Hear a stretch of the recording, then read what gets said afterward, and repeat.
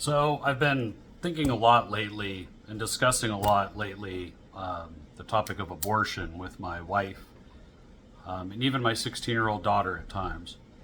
But my wife and I don't see eye to eye 100% on that issue, as you know, a lot of people don't, because there's varying degrees of what people want to agree with or disagree with at different times in a pregnancy when it's okay to abort, and many other issues. So, when it comes to abortion, there's a lot of reasons that women use to get abortions. Most of the time, it's I'm not ready to be a parent. I don't want to be a parent. I can't afford a child. I want to further my education. And I also want to further my career, so on and so forth. Those are pretty common. Actually, you know, one thing I've heard is women being pressured into it, which about 1% of abortions report being pressured by an outside person to get an abortion. So, you know, most of the reasons are personal, and all of the reasons are you know, it sounds negative because I'm trying to keep this emotionless. Emotion doesn't help the discussion with abortion. So I try to find a word that isn't the word selfish, but it really does come down to that. You know, when a woman chooses to get an abortion because she doesn't feel ready or she doesn't want to have kids at that time for education purposes, you know, career purposes, or, you know, they already have enough children, because that's also a common reason. When those reasons are put forth, those are all selfish reasons. None of them are selfless. So one of the main arguments I hear a lot is these, you know, kind of issues that are incredibly rare, such as a young girl getting pregnant through molestation or incest, and saying that, you know, if you outlaw abortion, then this girl won't be able to get access to that. Which you know, maybe it's happened, but it's going to be such a minuscule part of abortion that it really doesn't belong in the conversation overall. So also, I mean, I'll make it clear that I do not condone abortion. I don't agree with it. I think it's an awful, terrible thing, but there's really no way to eliminate it. So the only way to fight abortion is to, you know, well, there's a few things to it: educating, and fighting denial. Making sure that they understand the absolute reality of the situation, because a lot of women don't know that initially, or they're ignorant to it. They get abortion, and then they have to live with it the rest of their lives, and a lot of them do end up regretting it. And especially when they feel that they have killed their own child, which it is. It is. You know, I'm not going to like beat around the bush and act like I'm not going to join people in their denial.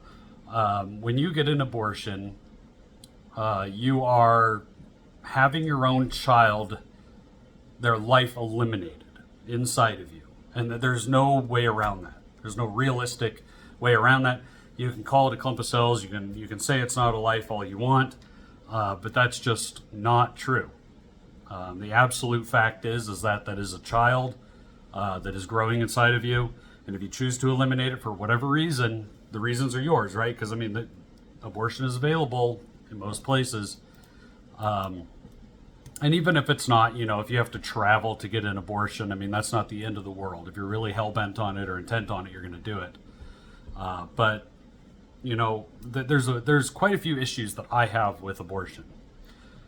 And one of them is the political side of it. This is a huge part of it for me. And the reason you see a lot of Democrats supporting abortion, okay, so understand that political-minded people, they know what to say, they know what to support, Most of them have no ethics or morals whatsoever. Okay, they just go with the wind blowing. Right, if the wind blows 50%, 51% one way, that's usually where they head. Especially Democrats, seeing as how they were, just not even a decade ago, anti-gay marriage, and then suddenly, as soon as 51% of America thought gay marriage was okay, they all decided that was okay. And that's just an example. But in abortion, they want as many women to get abortions as possible because there is no other topic other than homosexuality, which is close, but no other topic where somebody who has been involved in that act, abortion, there's nothing else as polarizing, and there's nothing else that makes somebody a lifelong voter of one certain party. If you get an abortion, you are most likely to be a lifelong Democrat for the rest of your life, totally regardless of what else they stand for, and they know that. It's just like illegal immigration. If they can get 30 million people into our country illegally, and they get them all American status, they will all vote for Democrats pretty solidly because they're the ones that fought for it. And they know what they're doing. They're very intelligent. So make sure to know a lot more than just fear when you decide to get an abortion. Another problem I have with it is it tells any young person that they can avoid responsibility, consequences and responsibility whenever they want in a lot of ways.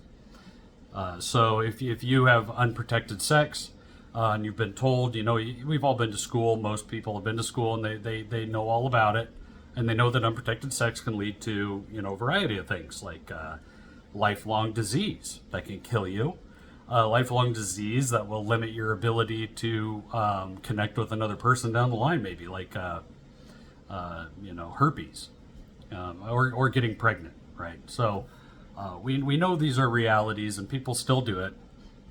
And when it comes to that reality, they think, well, I'll just get an abortion for whatever the list of reasons is that they have. And then they will need to justify it. Okay, so I've always said that, the most fervent and passionate supporters of abortion have most likely had an abortion or have been a part of that decision. The male in that decision who said, yeah, you need to get an abortion because I'm not ready to grow up. They are the most passionate supporters of abortion by far.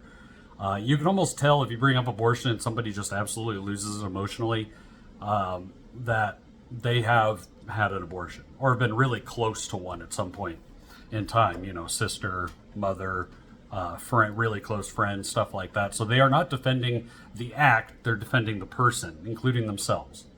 But they go into this in incredible denial, and they need to justify it to live with it. Okay, you have to justify your action to live with it, which I understand. That's a very human thing to do. And justifying it makes it a lot easier for you to live with it. And then also, the age-old saying, misery loves company. If somebody's had an abortion and they are feeling that very strong emotion and having to live with it and having to justify it, well, nothing's better than going out and making sure that more people can get one and that they get one, just period. Because then, you have company in your misery. And when more people do one thing, you feel less alone. You feel much less alone in the world when you know that 100 million other people have done this as well, even though you know at your core how you feel about it. If you feel good about it and happy about it, like the people that gloat as to how many abortions they've had, then you're a sociopath. And there's no way around that either. But if you're a normal human being and you feel negatively about it, think of more than just yourself. Think about how that young lady is going to feel when she's gone through this, okay, for whatever reason, all the fear involved.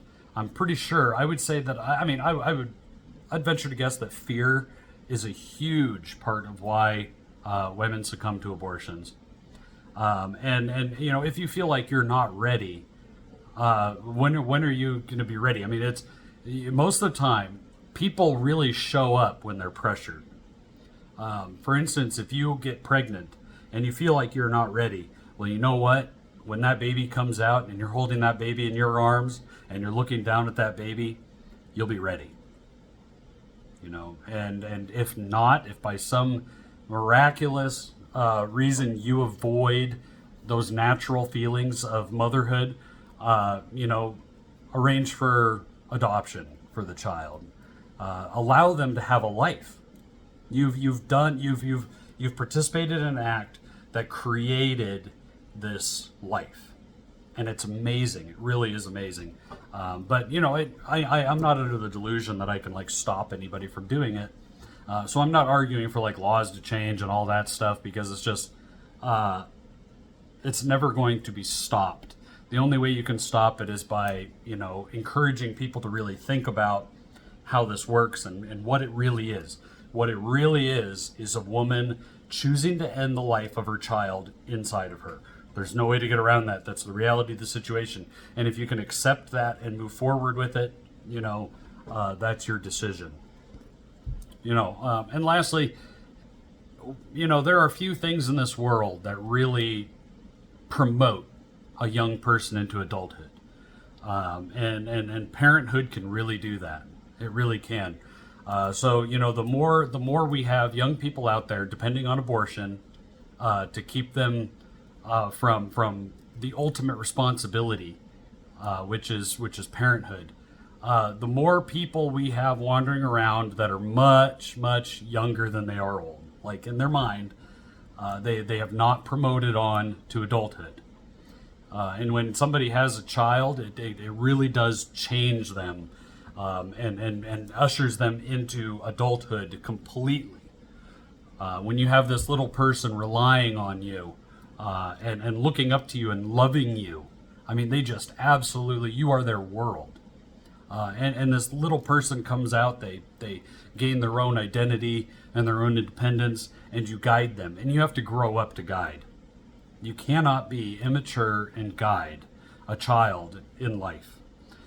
So naturally, parents will adjust and promote into adulthood. And without that, with the ability to be able to eliminate that responsibility whenever you want, and as many times as you want, we keep our adult population immature and irresponsible. And if you really look at your life and you look at friends, and if you know people who've gotten abortions, you can see what I'm talking about. And if you are a person who's gotten an abortion and struggles with this stuff, you don't have to say anything, you don't have to do anything, you don't have to change. But just acknowledging that this is a much more complex issue than just a clump of cells that you're eliminating, and there's no way around that, And I hope that people think more than just once, more than just twice. I hope they consider a lot more before they take an action like abortion, because it will change you forever, no matter how much denial you're in regards to it. It's going to be there every day, every night, for the rest of your life. So it is not a small thing to consider. And I hope it helps somebody out there. God bless you all.